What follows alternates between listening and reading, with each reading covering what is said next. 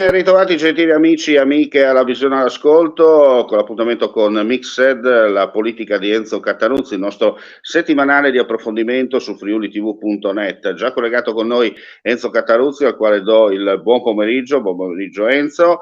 E allora Ciao siamo agli Marco. sgoccioli per quanto riguarda la composizione delle liste per le elezioni regionali, mentre ci vorrà ancora qualche giorno, 2 giorni al massimo, per quelle delle liste per le elezioni comunali. Sembrava tutto definito, sembrava tutto fatto, invece siamo lì proprio come si dice agli I sgoccioli giochi non per sono, giocare, no?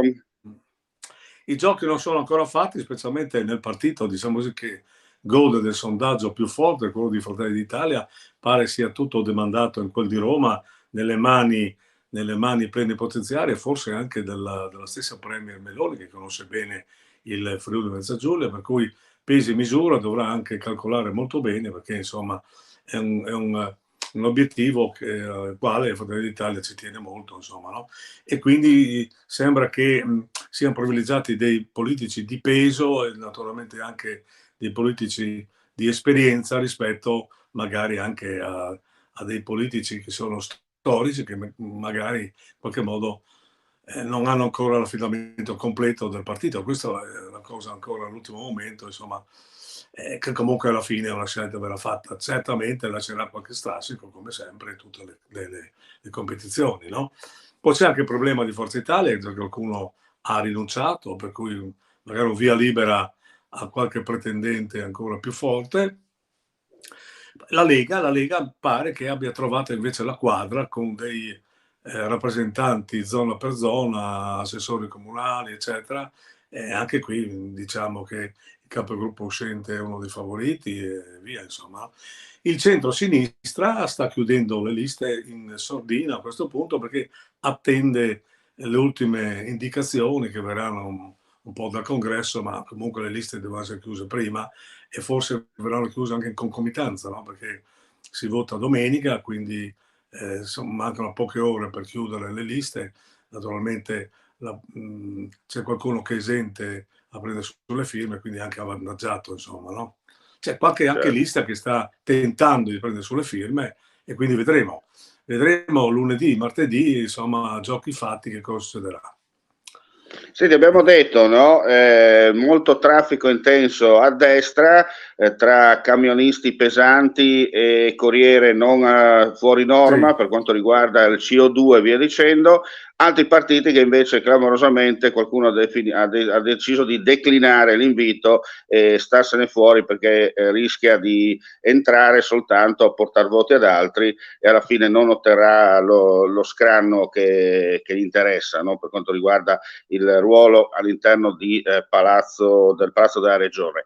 Senti, rumors, ne abbiamo parlato io e te un po' dietro le quinte, no? Però giustamente, visto che noi non ci facciamo, non nascondiamo mancare nulla, nulla. rumors dicono che all'interno di Fratelli d'Italia ci sia soprattutto una spaccatura tra le cosiddette dell'area Ciriani Brothers, verso i Mm. fratelli ciriani che hanno un peso specifico all'interno di Fratelli d'Italia in Friuli Venezia Giulia, lo si è visto e lo si Beh, vede insomma, soprattutto nella destra l'hanno tagliamento e fatto anche pesare. nell'area. Ecco, e anche nell'area di Trieste, va detto, contro i friulani che rischiano di entrare sto colpo con una bella squadra, con un bel blocco di personaggi importanti che potrebbero un po' spaccare anche l'equilibrio all'interno del partito della Meloni, no?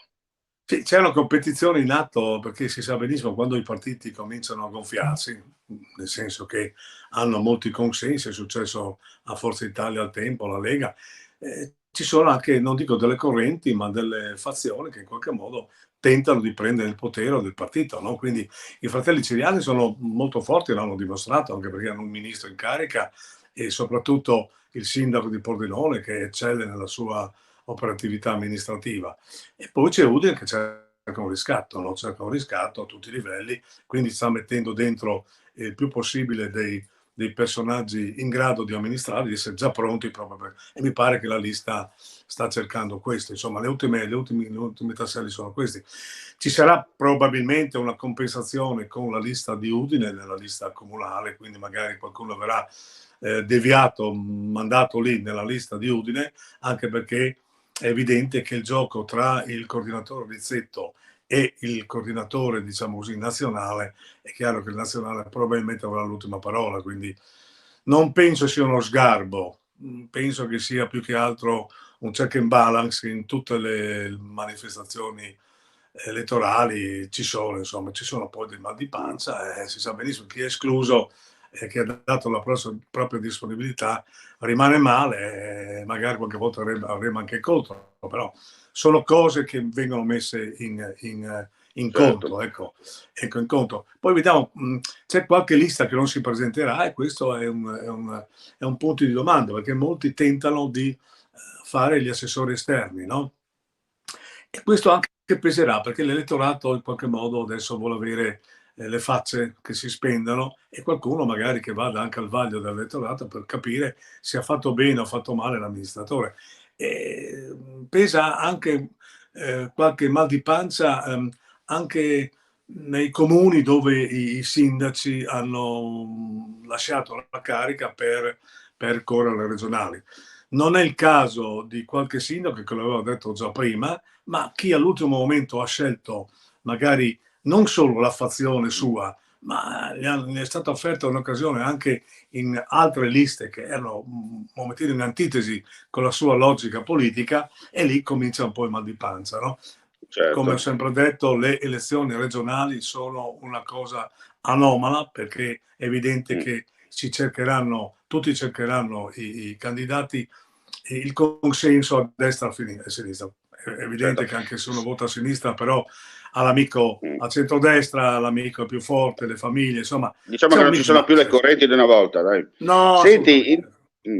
tu hai parlato della Lega che rispetto magari alle ultime settimane si è presentata più compatta rispetto ad altri leghisti che sono confluiti nella lista del presidente, nella cosiddetta Sì. civica di centrodestra, più per necessità che per virtù, come verrebbe da dire, Mm, no? Come mm. direbbe il mio reuma Sì, sì, sì. preferito. La Lega, secondo te, importante il ruolo di Anna Maria Cisint, visto che è stata l'unica probabilmente che ha puntato i piedi di quelli del Carroccio per dire no, noi siamo un'identità, siamo nati leghisti, dobbiamo continuare a essere leghisti, punto di domanda. Beh, certamente il sindaco di Monfalcone ha un peso specifico molto forte, è una che ha amministrato bene, che ha saputo anche espugnare il fortino della sinistra molti anni fa, per cui ha un peso notevole nell'ambito della Lega. È chiaro che l'identità della Lega fa pugno un po' per quello che così concerne il fatto nazionale tra Salvini e Giorgetti, che hanno trovato una quadra, diciamo così, momentanea, ma poi è evidente che la lista del presidente, che è considerata abbastanza favorita, che chi è transitato lì è visto un po', non dico male, ma comunque non è visto bene, ecco, da parte dei Certo. leghisti duri e puri, che avrebbero preferito che la squadra avesse preso più Mm. voti e quindi no, ci sarà uno squilibrio, no? A un certo punto. Certamente i sondaggi dicono che ci sarà un testa a testa tra la lista Federica e la lista di Fratelli d'Italia da una parte, ma anche dall'altra parte ci sarà un testa a testa tra il PD, che secondo me avrà una riscossa, perché ho visto che ci sono dei candidati giovani, delle candidate giovani molto interessanti, e per cui anche lì ci sarà una specie di do-des all'interno della sinistra, perché si sa benissimo, no, che il patto per l'autonomia, che cavalca un po' la testa di ponte del centro-sinistra, è un po' una cosa un po' anomala, perché l'autonomia, come ho sempre affermato io, è autonomia di suo, cioè non può essere ascritta alla sinistra come non può essere scritto alla destra. Forse è più affine a un centrodestra Mm. che a un centrosinistra, perché la Diciamo ha più storia un'identità nazionale in un certo senso, no? è esatto, no? Per Mm. cui lì ci sarà un po' una competizione nella competizione, no? Poi vediamo cosa Senti, succederà. e il terzo polo cosa ne pensi? Perché Ma il terzo polo non hai accennato ancora. no, perché il terzo polo sta cercando di avere un'identità sua. Io sono sempre convinto che otterrà un bel risultato. Sarà un risultato che potrà sballare da una parte e dall'altra, non in termini, diciamo così, totali o cogenti, però avrà il suo, anche perché il candidato Marani è un candidato diciamo così, rispettato, di tutto rispetto, ha una sua storia politica a sinistra, ma poi si è smarcato, ha tentato una strada, diciamo così, terzopolista, proprio come dicevi tu adesso, per cui loro puntano a una doppia cifra, un 10%, che sarebbe un'enormità per qualcuno, ma potrebbe essere una novità e essere un check and balance, nel senso che se ci saranno dei mal di pancia, ecco, questi saranno a soccorrere con i 3-4. Ecco, ricordiamo che l'hai detta in inglese, la parola. Sì, no, perché potrebbe essere tradotta in friulano, si dice un chiocco in bale, magari uno un po' sai com'è la gente. Beh, sai, ecco, solo a destra e a tu... sinistra si può sentire ma più o meno il concetto è quello, come si dice. Sì. Senti, per concludere il nostro intervento, no, tu da navigato, il mio maestro navigato politico che è Enzo Cataruzzi, che pensiero esprime dopo l'intervento in settimana fatto alla presentazione del libro di Ferruccio Saro, che da una parte come sempre rimpiange, no, quello che era la vecchia politica, il vecchio sistema delle elezioni regionali dove a decidere alla fine erano i giochi di palazzo, il presidente poteva cambiare anche in corsa se non andava bene, e come le stesse maggioranze venivano un po' rimescolate in base alla situazione rispetto a quello che invece è adesso l'attualità, no? Nel senso, forse una volta, permettimi, si andava a votare un po' istruiti, no? Oggi invece diciamo così, la libertà di espressione e la libertà di poter decidere porta tanta gente a fare forse non proprio quello che dovrebbe fare, no? Sì, però la gente cerca ancora qualche indirizzo e a me è dispiaciuto non essere presente a quella sera lì perché avevo un impegno personale, però penso che Ferruccio Saro, che è tanto vituperato da una parte, tanto apprezzato dall'altra, sia stato ed è ancora un protagonista della nostra politica regionale.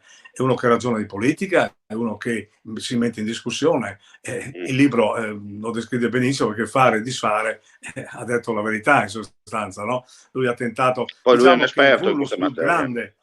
Ecco, il vulnus più grande che ha fatto la politica regionale, a mio modo di vedere, quando ha cambiato il paradigma, Antonione è diventato presidente della giunta regionale, è un triestino, e qui ha spaccato un po' quella che era la tradizione non scritta, ma comunque era consolidata, di un presidente friulano, e il resto andava a Trieste. Ecco, ha sparigliato un po' le carte. Io non penso che lui non le sparigli ancora, anzi, il personaggio è molto, diciamo così, ricercato magari nelle segrete stanze, qualcuno dice che non lo vede, qualcuno invece va a cena con lui per avere dei consigli, e lui li dispensa tranquillamente perché si sente in grado come fanno tanti nostri colleghi, come fanno tanti nostri colleghi che quando hanno bisogno di essere, diciamo così, non sanno cosa scrivere, vanno da Saro per capire poi cosa scrivere sul giornale, no?